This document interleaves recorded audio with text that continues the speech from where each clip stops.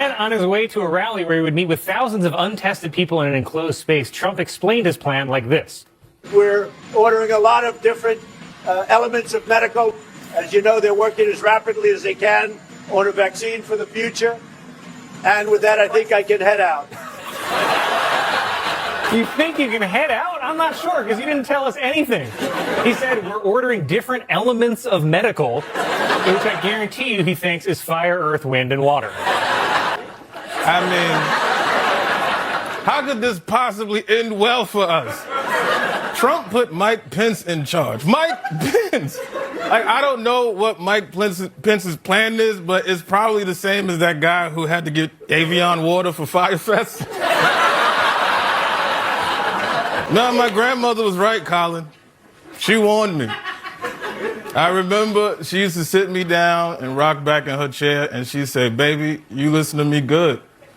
Don't you bring no white girl home." And then after that, she'd say, "We are living in our last days." And I just thought she was old and crazy. Because, I mean, no white girls? Like, that's... I work in show business. That's unrealistic. Harvey Weinstein once again showed up to a court appearance using a walker. And then, like Willy Wonka, he dropped the walker, did a somersault, and ejaculated into a plant. Tina Charles, the WNBA's all-time leading rebounder, announced that she is retiring. Charles credits her rebounding success to WNBA players missing a lot. Secretary of State Mike Pompeo screamed at an NPR reporter because she asked him questions about the Ukraine scandal. Then Pompeo demanded that the reporter point out Ukraine on a map, which she easily did. Worse, Pompeo then responded, "Wait, that one is Ukraine?" This week, And that means that Giuliani, Devin Nunes, and Lev Parnas were in constant contact during the whole Ukraine scheme.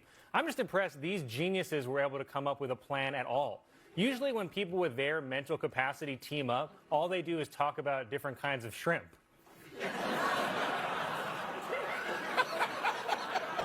Police in North Carolina arrested a man after he was discovered in a Kohl's parking lot smoking marijuana naked in his car. And I'm willing to bet that car was a Lincoln.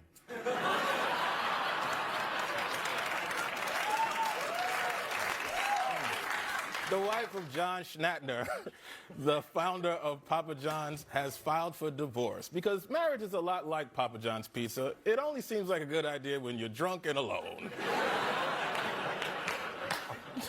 Guys, the impeachment trial started this week. Am I crazy, or was Adam Schiff on my television for 100 hours straight?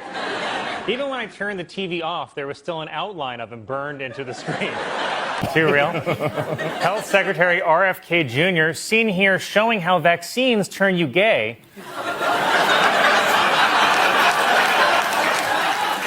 said that during an Oval Office event that in 1970, men had twice the sperm count as our teenagers do today. The teenage sperm counts were measured at the "You Sure This Is Legal?" Institute. This week, President Trump traveled 14,000 miles round trip to China for a 48-hour summit, which historians are already calling could have been an email. President Trump arrived in China, but instead of Xi Jinping, he was greeted by the country's vice president, Han Zhang, or as Trump called him, Xi Jinping. President Trump was greeted at the Great Hall of the People by school children jumping up and down in excitement, shouting, "It's the man from the hats we make." President Trump brought his son Eric to China as a gift.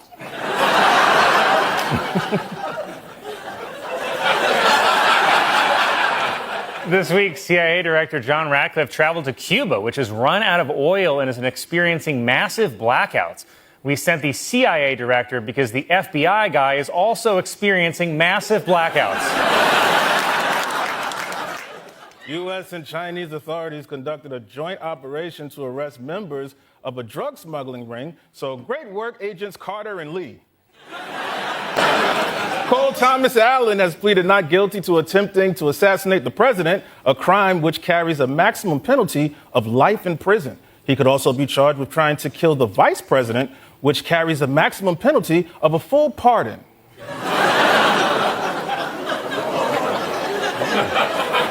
That too real? President Trump said in an interview that he is now referring to Democrats as Democrats because they're dumb. Clever. He's also referring to himself as the greatest president of all time.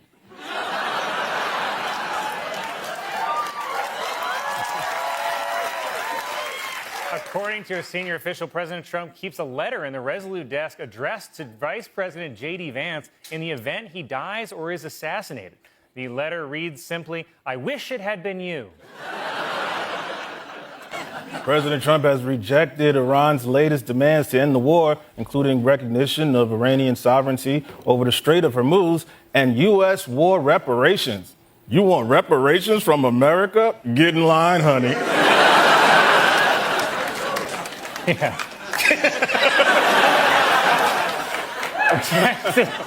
Texas Senator John Cornyn has introduced legislation to rename a state highway Trump Interstate because for some reason people associate Trump with traffic across state lines.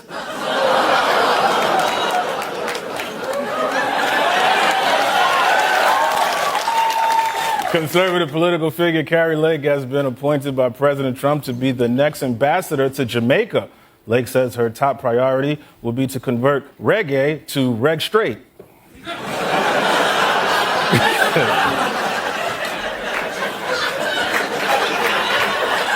FIFA announced that this year's World Cup final will have a halftime show featuring Madonna, Shakira, and BTS, which is being described as something for everyone to dislike.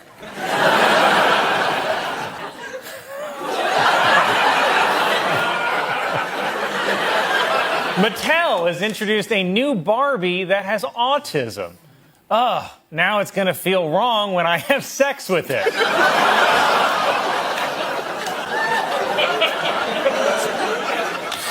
Feel wrong.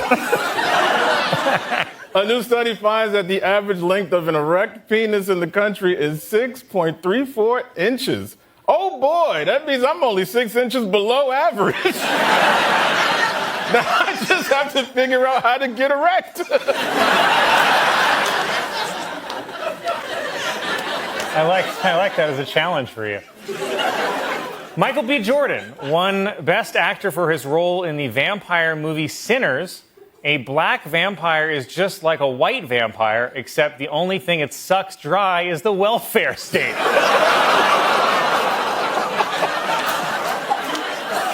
Colin! Now that was just a joke. I'm not a racist, and to prove it, I, Colin Jost, hereby pledge this season's salary to Dr. Umar's School for Black Boys. Now, y'all might not know who that is, but the brothers at home is nodding their heads.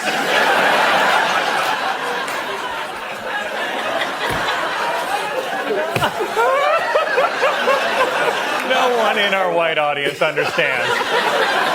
And if that's not enough, I have a beautiful new ferry ready to give any black person a free one-way trip back to the motherland.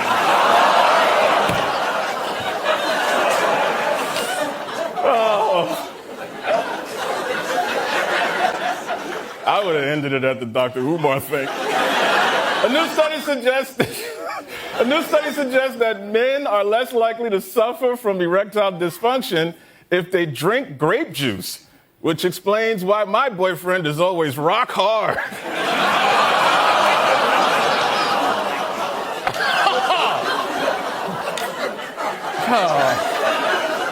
Speaking of giving little boys juice,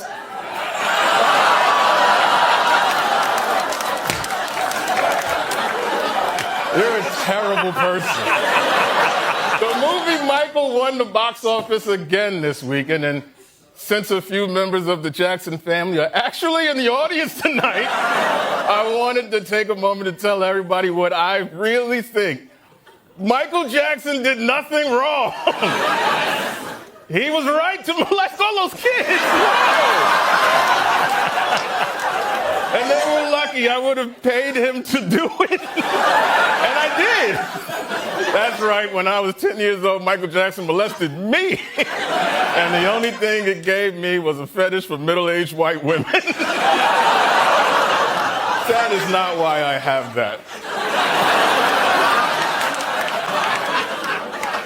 Wow. We just learned a lot about you. Ye! Ye has released a new album called Bully. So please try to separate the art from the artist. And remember that Ye can make awful music and still be right about Hitler.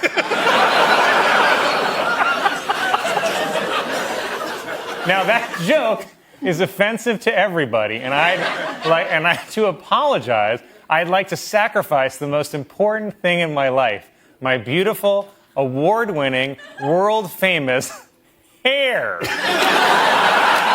A contestant on The Price is Right recently won the largest single episode prize in the show's history. One Night with Drew Carey.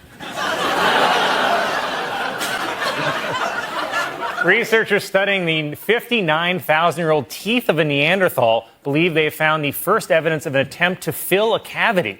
The evidence was this stone tablet denying coverage.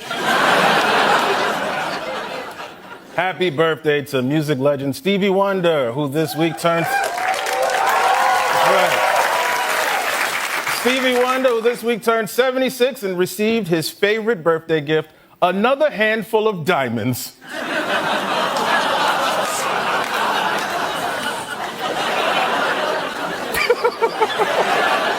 A scientist has discovered a new species of flower that only exists in New Jersey, where it is bullied constantly for looking like a pussy.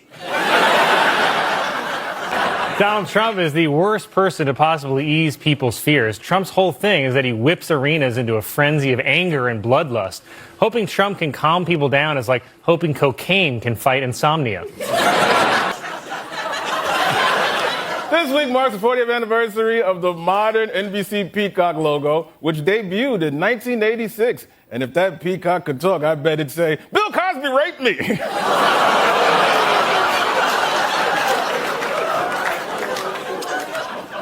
Well,